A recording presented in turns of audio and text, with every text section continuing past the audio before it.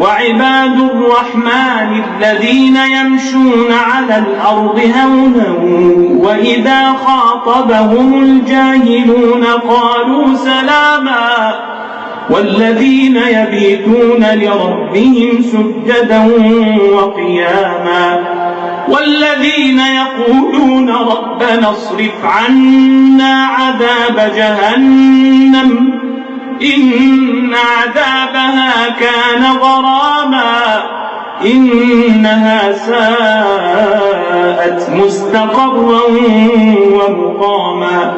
والذين إذا أنفقوا لم يسرفوا ولم يقتروا وكان بين ذلك قواما والذين لا يدعون مع الله إلها آخر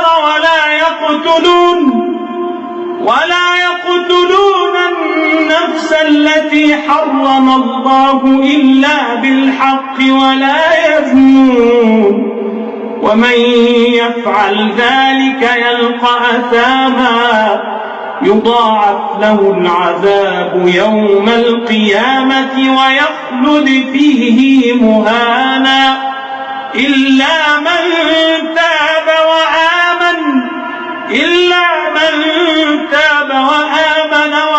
عملا صالحا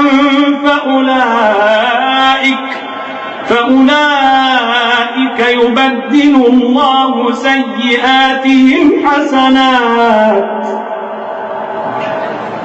وكان الله غفورا رحيما ومن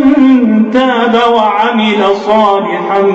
فإنه يتوب إلى الله متابا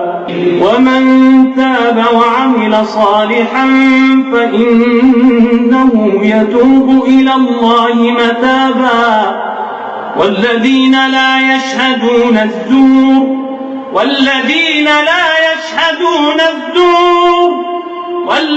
لا يشهدون الزور وإذا مروا باللغو مروا كراما والذين إذا ذكروا بآيات ربهم لم يخروا عليها صما وعميانا والذين يقولون ربنا هب لنا من أزواجنا وذرياتنا قرة أعين واجعلنا للمتقين إماما أولئك يجزون الغرفة بما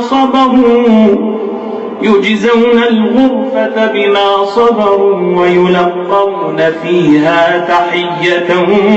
وسلاما خالدين فيها حسنت مستقرا ومقاما قل ما يعبأ بكم ربي لولا دعاؤكم فقد كذبتم فسوف يكون لزاما.